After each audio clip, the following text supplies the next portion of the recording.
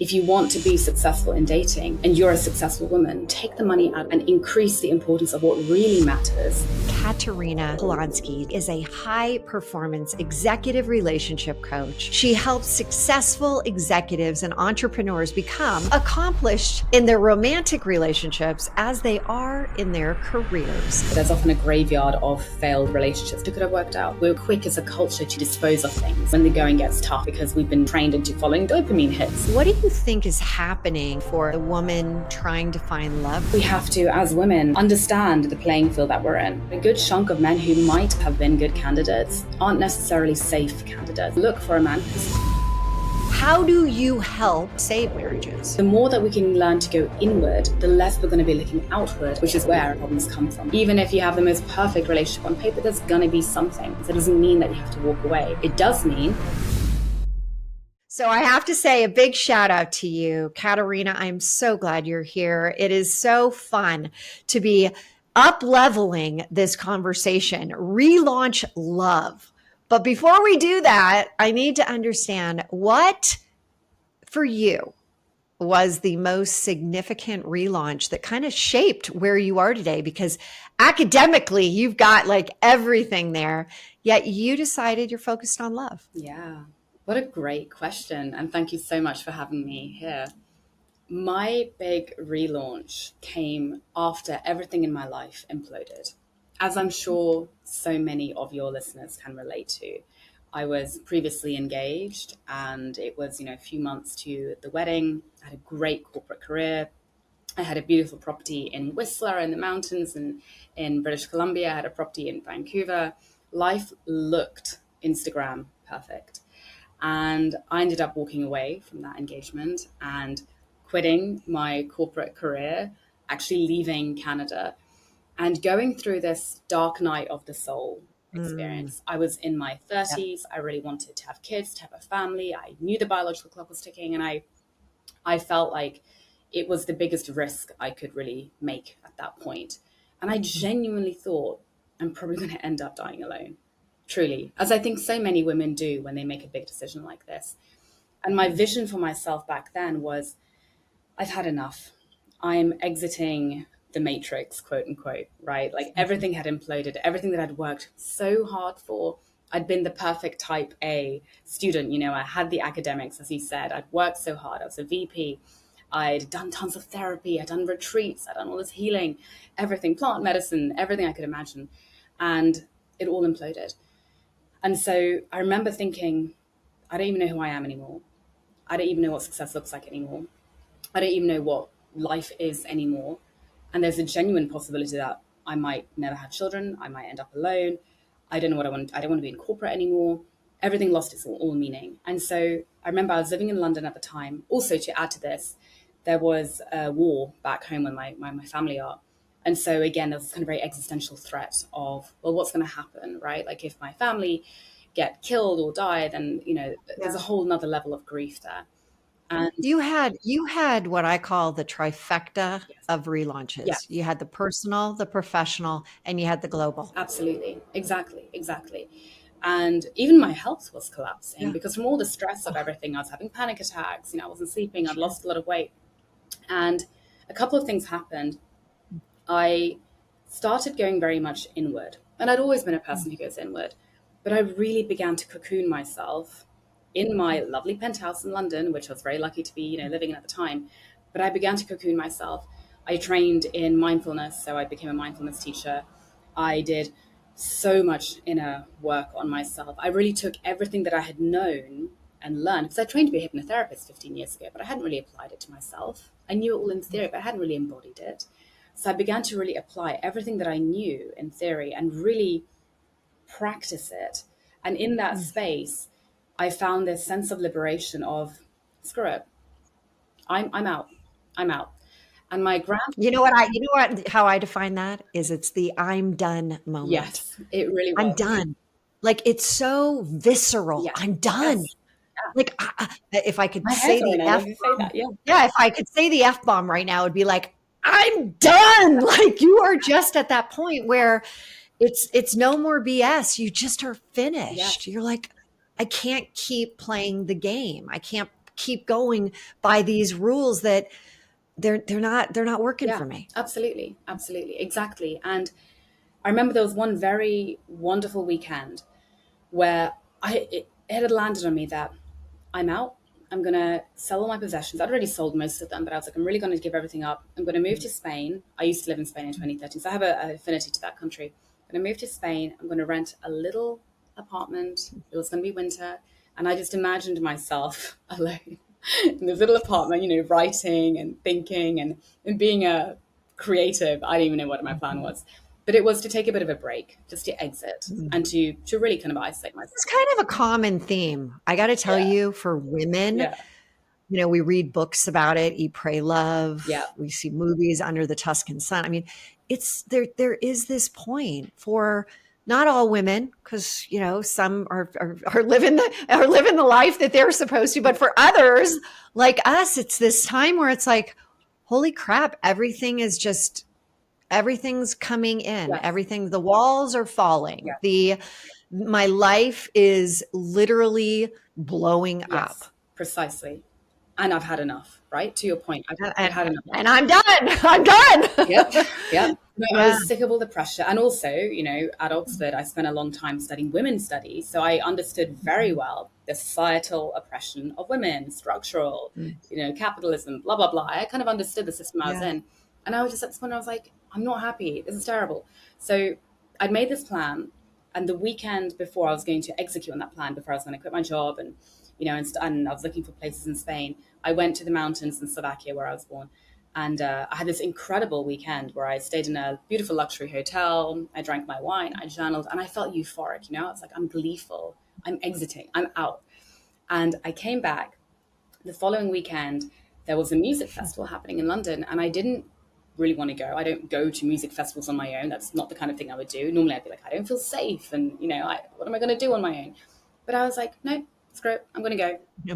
But you needed to do Yeah, it. There I'm was going to a, go. there was a pull. Yeah, I'm going to go. And it was an hour across London. And I remember being in my apartment, like having this little glass of wine before I went. But I was like, I'm going to go. I'm going to have a great time. And guess what? That was the day I met my husband. And the funny thing is, again, I got shivers down my arm. I just got chills from my head to my toe. Right? He was in a very similar headspace. His plan, funnily enough, he was from Canada, which is a country that I loved living in. But because my ex-fiance was here, I was like, I'm leaving Canada. I don't belong here. I have to exit. His plan was to leave Canada. His plan was to actually exit the Matrix as well, to move to Colombia, of all places, where his plan was to take all of his wealth from Canada, buy land, create retreat centers for plant medicine, for healing. And he had this beautiful vision of kind of like really integrating with the local communities and creating more community because he felt so isolated out there. And so we met, and lo and behold, we kind of merged our plans together, and we both quit our jobs. We spent some time in Colombia. We spent some time in Spain deciding, where do we want to base ourselves. I began for a hobby, kind of coaching and training more. And my vision was to work with women and help them discern whether it's the time to leave or not their relationship. And their career. their You career, also do the career absolutely. part too. Like, is it time? Totally. Which I think is really relevant. Totally. It's the relationship that you have with yourself, but Precisely. also you have a relationship with your career. 100%. And often it's a very toxic one. And I was very passionate about helping women discern this decision because I saw my mother be with my father for 37 years, and then eventually he left, and a big chunk of that wasn't right. I myself spent many years with my ex-fiance where I knew much early on that I shouldn't be there, but I gaslit myself, as so many women do, because everything looks so picture perfect. So I was really passionate about helping women kind of connect to their bodies and make that discernment. It was meant to be a hobby. It was never meant to be a business. But lo and behold, as these things happen, it began to snowball and snowball and snowball. And now, years later, I am back in Canada because we did live in Spain for a couple of years, but we decided to move back. This is my full-time work. I help people decide whether to stay or go in their relationship and their career. I help people create their ultimate relationship. And I'm very, very passionate about it. And the final thing I will say with this is that my life looks so different to what I expected. Yes, in many ways, I'm kind of back in the matrix, right? Like, I'm back in the system. I obviously have a business, I have to do taxes, blah, blah, blah. But the energy behind my life is very different, right? the kind of the protocols of what does success look like are extremely different. There's a very strong chance that we won't have children because unfortunately I did spend too long with my ex and it really did impact my Mm. biology, and we've done lots of IVF. And so I'm also kind of deciding, do I want to be in that system? I don't think I do. I think I value myself and my freedom, my mental health, and my relationship more. So I'm exiting that too, right? And then thinking about, okay, well, what am I building all this wealth for? What is this rich life for?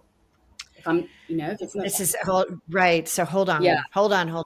First off, you've just said so many things, and I just want to unpack. I want to unpack some of this right now.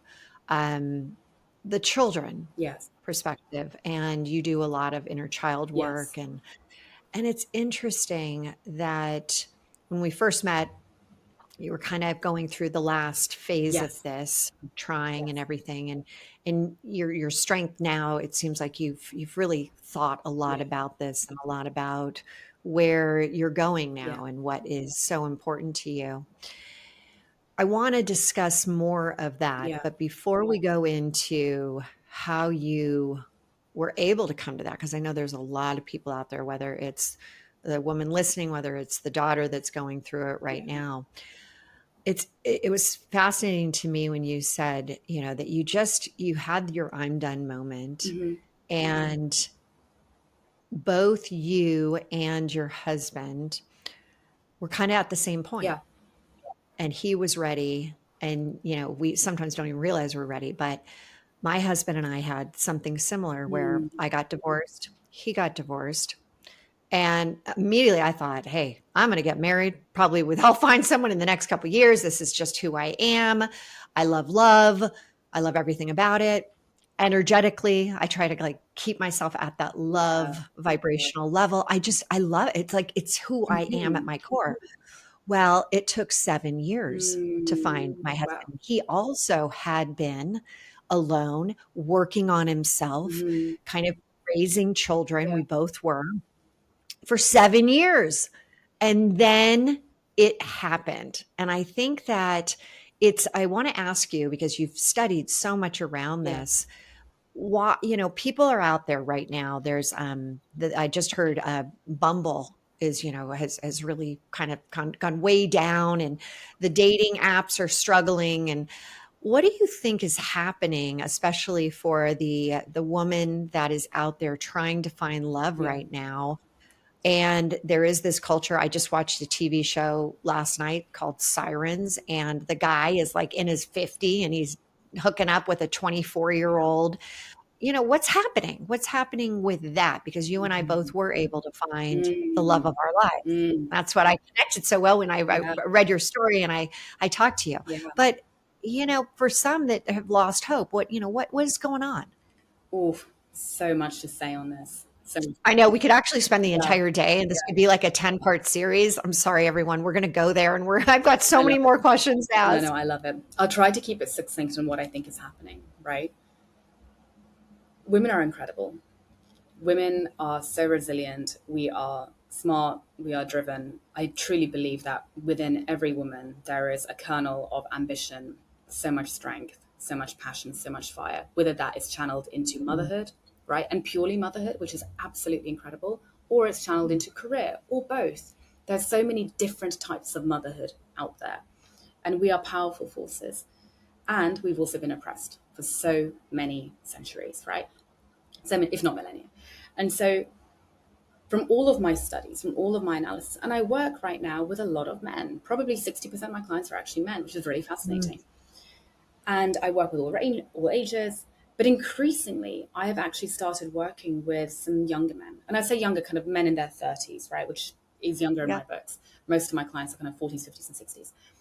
And I'm seeing what I knew was happening academically, but I hadn't seen it in real life.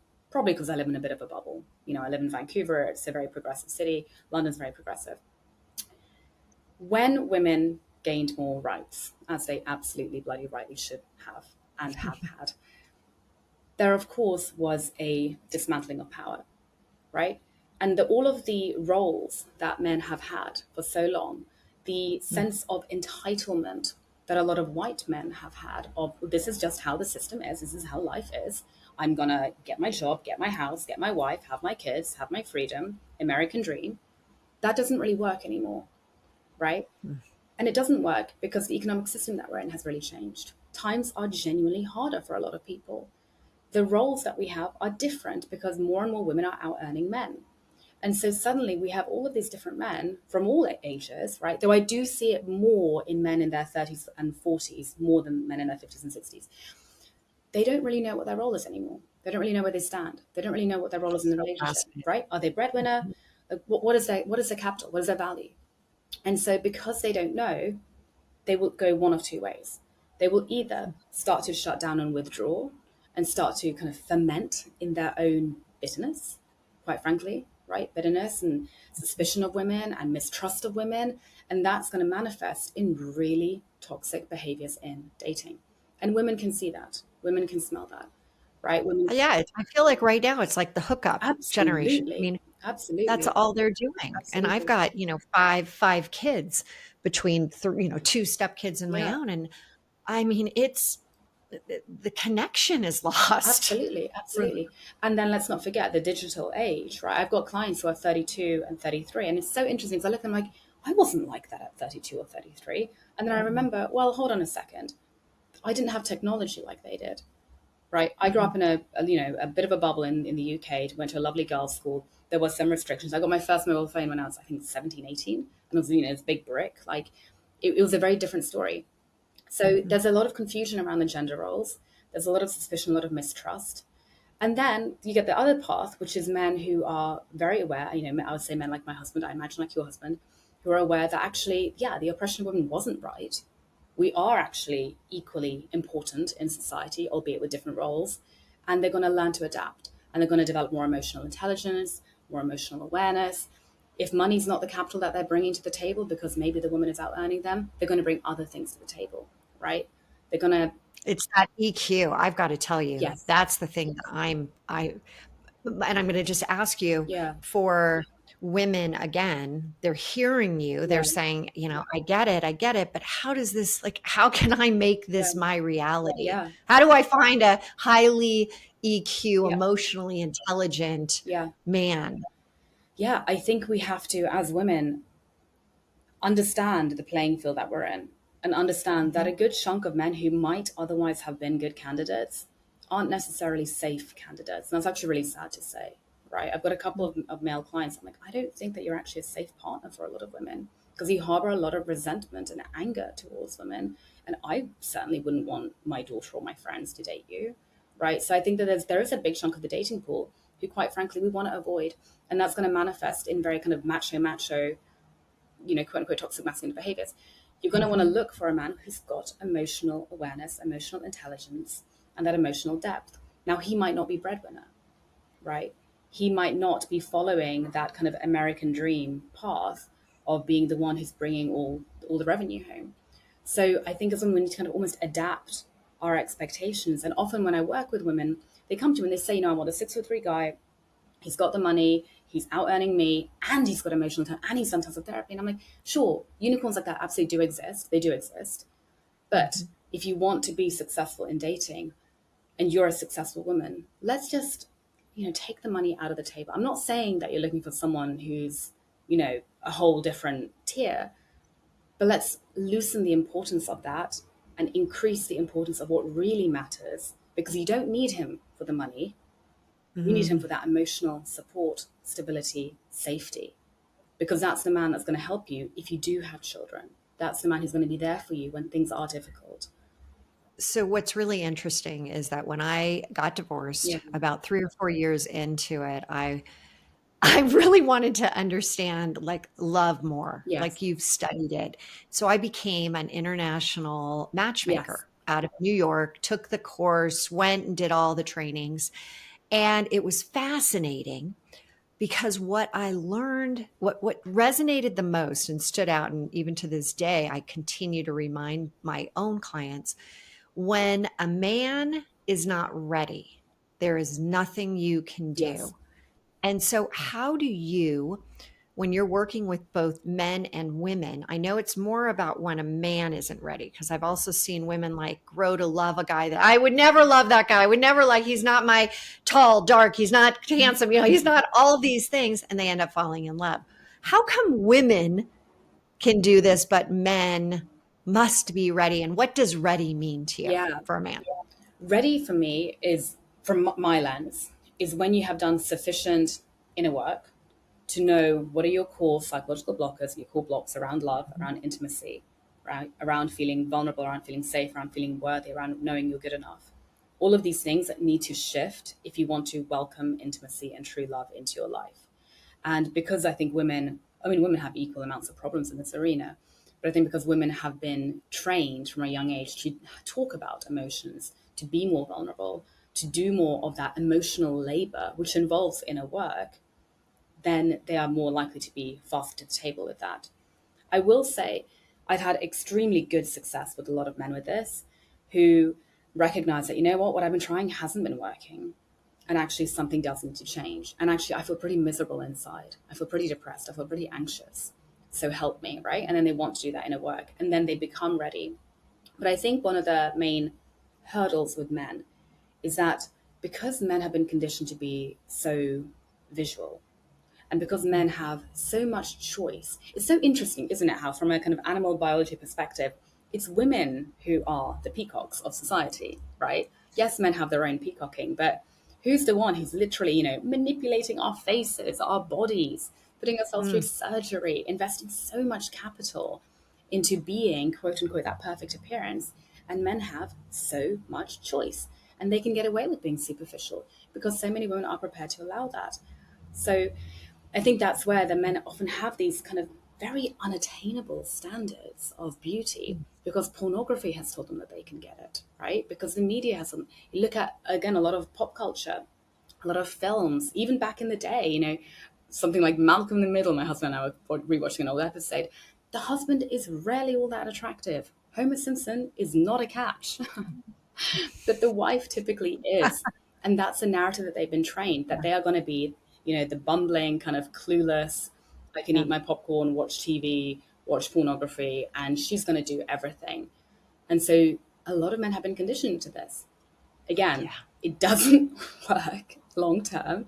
And there no, has to be a moment where they are done as well, I do believe, right? And that's typically when they come to me. And for the older guys, yeah, it'll be amazing. after they've had infidelity or they've been through divorce. Most of my older clients have been divorced a few times. So you have a really interesting perspective on what we hear about with male energy, feminine energy, and how Mm-hmm. you look at it, because there's so much just noise out Yeah. there about, like, oh, you got to tap into that feminine, you got to tap into the masculine. And women, I came out of corporate for 10 years. I've been working since I was a little girl. I've always had. So it was interesting to hear your attitude about, like, oh, when are you really in your masculine, when are you really in your Mm-hmm. feminine? Blow that up. And so what Yeah. is your, like, how do you teach your clients about Yeah. this? Great question. And I can talk about this forever. So one of the biggest problems I think in our culture, right, in Anglo-American culture, is that the English language doesn't have the right words, doesn't even have words to describe masculine and feminine energy. By way of limitation, we actually use the words masculine and feminine. In reality, masculine and feminine, the two energies that we talk about, and we can talk about this, what these energies mean, but they have nothing to do with your gender role. We need to get that out of our heads, right? I So want everyone to hear that. Nothing to nothing to do do. with your gender. Nothing. So when I first went to corporate Oracle 10 years, and I was told by a senior level woman, which there were barely any, Hilary, just lean into your masculine. Mm-hmm. Like, that's what I was guided to Mm-hmm. do. Like, Mm-hmm. I need to be more in my masculine energy. Yeah. And that it proved well at the time, but man, it screwed me up Yeah. when I finally left corporate. Yeah. And it's so much more nuanced, right? So when we think about Mhm. masculine, feminine, to simply put, I always think about feminine energy as the energy of love, to your point, right? Of the energy of love, the energy of creation, of birth, it's an energy, it's fluid, it's adaptable, it's messy, it's a little bit chaotic, like the birthing process, right? It's riddled with this energy of creation, of manifestation. If we think about the energy of masculine, or the masculine energy, it's more about containment, right? It's more about structure, it's more about logic, it's more about discipline. And through that, you actually attain freedom, because you don't have to think about things, right? You have this container, and then everything's structured and disciplined and orderly, and there's no chaos and there's no messiness, and there's freedom, there's peace of mind. And so they're the kind of the two opposing energies. Now, every single human being on the planet has a blend of both. We all have a blend of both. If I did not have any masculine energy, I would be a hot mess.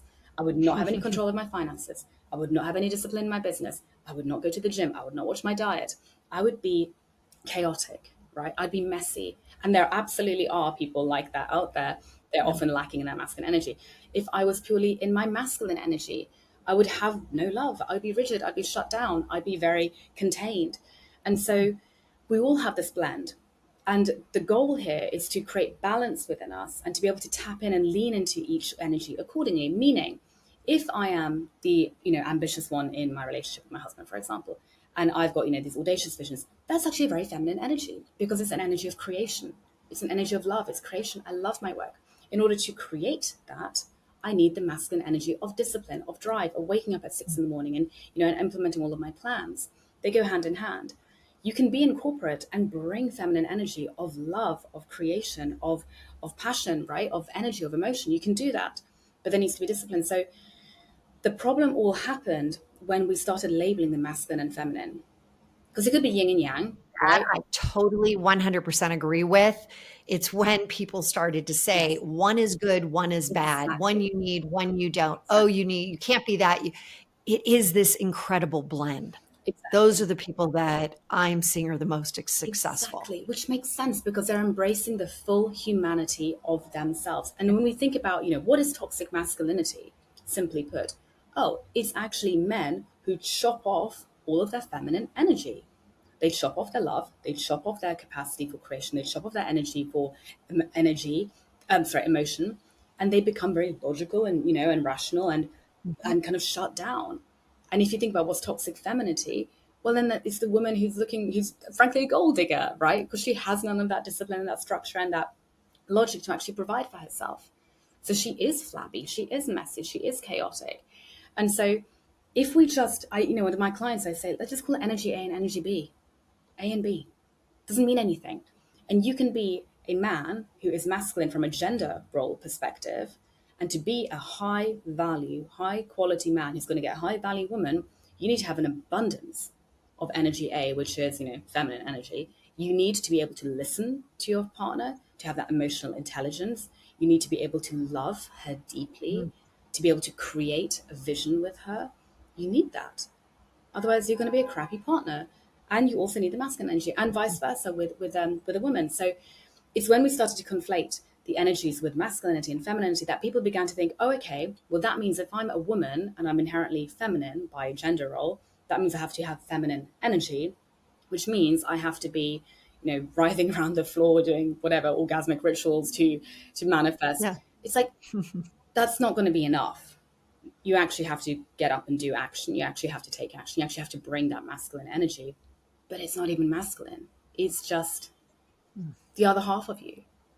So I remember I studied under John Gray, yes, and yeah, yeah, yeah. Men Are He's from a family Mars, Women Are friend of from ours. Venus. Yes, and I know him well and have had so many great conversations around men, women. Yes, In finding your perfect person, I remember, and you probably know far more about this. I remember he said the real great balance is when you, and I thought of it like a teeter totter, right? You don't want to be so extreme on one end and then he's so extreme. You want to have some type of middle ground yeah, where you allow the man to have the feminine energy yeah, come through, yeah, and then he allows you to have that masculine energy, the very logical side, and that's when the magic yes, happens. But for those that are looking right now and they, well, I'm a hard driving woman, I'm working really. What advice do you, based on that conversation, how do you yeah. share? to them? Like, how do you help them overcome, like, who are you really looking for? Yeah, Because they end up going and they're like, ah, he's too much of a, he's too sappy. He's too in that, like, oh my God, yeah, how do you get yeah, there? yeah, absolutely. I actually just like to take out all language, even though I literally study gender dynamics, take out gender and look for a healthy, well rounded, securely attached individual. And that is your goal, to be that too. Because you can be, again, you can be female breadwinner, you can be the ambitious corporate startup founder, doesn't matter. The key thing here is, what is the energy that you're bringing to your work? Is the energy one of passion, of fulfillment, of excitement, of joy, of creation, of love? In which case, go nuts. It's going to fulfill you, it's going to be meeting your needs, right? Or is it, I'm trapped in this system, I'm trapped in this role, I'm crying every day at my desk, I hate it, but I have to keep climbing the ladder, golden handcuffs? Then you are probably too much in that kind of quote unquote masculine energy, right? So it's actually not about it's more about how passionate and fulfilled and happy are you in your life, irrespective of what that looks like, first and foremost, as a woman who's looking for love, right? Focus on getting your needs met and crafting a life for yourself, creating a life for yourself that brings you pleasure and joy. That is going to put you more in that kind of traditional quote unquote feminine energy more than anything else. And guess what? You need your masculine energy to go and build that in the first place. So you need both, That's right? so true. Okay, so as we're wrapping up here, one last question. You have an incredible marriage. Thank you. You have gone out, you've talked about it. Marriage is up and down, Yeah. right? Life happens, relaunches happen, that kind of like, how do you help couples, especially with, as you said, the divorce? You have people that come to you that have Yeah. had multiple divorces, still haven't found it. Divorce rate, it gets higher and higher after you've had one. Then I think it's like 63% for second Yeah. divorces, then 70+% for third divorces. How do you help people, couples? Because I also read more about you, that you said you actually save marriages. Hmm. You actually get them, more often than not. It's not about like, hey, leave the guy. It's about, hey, keep the guy. And it works. What do you do? How do you coach people in Yeah. that? Yeah, fantastic question. And I love to kind of say that there's often a graveyard of failed relationships behind us that actually could have worked out. That could have worked out, Mm, right? We're very quick as a culture to kind of dispose of things when the going gets tough again, because we've been trained into following dopamine hits. And anyhow, focus. I always say, we can't control our partner. We can't control them. It's hard enough to control ourselves, right? We certainly can't control our partner. So play with a thought experiment that you are actually between 90 and 100% responsible for the outcomes of your relationship. Let's just take that ownership. Now, I'm not talking about abusive dynamics, right? Of course not. If there's right. any abusive dynamics, then obviously you are not responsible. But from the most part, if you're having a lot of conflict, if you're feeling a little bit flat, a little bit stagnant, if you're not feeling attracted to them, let's just assume that you are responsible here and take that power back and that accountability back. And let's focus on, where are you blocked around love? AKA, where are you insecurely attached? Where do you have your own limiting beliefs, your own wounding around intimacy? And let's focus on clearing those out so that we can know for sure that at the very least you have done 100% to show up and upgrade yourself to be the best version of yourself. Come rain or shine, whether you stay with your partner or upgrade to someone even better, you are the best version of yourself. It's a win-win. And then from that vantage point, let's take a look at the relationship, right? That will take a couple of Mm, months. Let's take a look at the relationship and see, how can you improve your own behaviors, your own interactions, so that you aren't accidentally damaging things. And from that lens as well, let's adopt a kind of a mindset of, nothing's going to be perfect. Everything's a growth opportunity. All you can bring is love, humility, courage, vulnerability, and a lot of transparency. I think transparency and honesty and being willing to own your stuff, but also reveal it, is crucial, right? And every couple, to your point, is going to go through its ups and downs. There's always going to be something. There's always going to be something. Even if you have the most perfect relationship mm, on paper, there's going to be something. That doesn't mean that you have to end things. That doesn't mean that you have to walk away. It does mean that ideally both of you, but at the very least one of you, needs to take stock of, where am I contributing to the problem, and clear it out. Because it only takes one person to shift the whole dynamic. And Oh, that is right? so, I call it the mirror Yes, moment. yes, It's the moment that you're like, okay, this is happening right now. How is this mirroring, reflecting back to me? Because there must be something going on with me. And the second I change, precisely. the second I just switch and I start to look at it like, okay, I'm just going to throw this out there. I'm going to throw out this comment that's loving Yep, and I get it.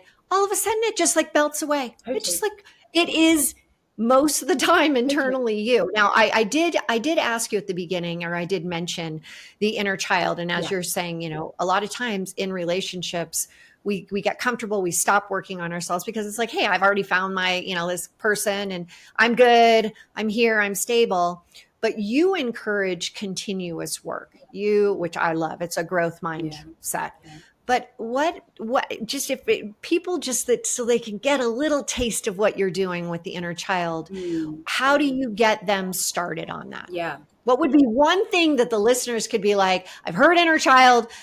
What can I, okay, what's one thing I can go do yeah, to communicate with that inner yeah. child?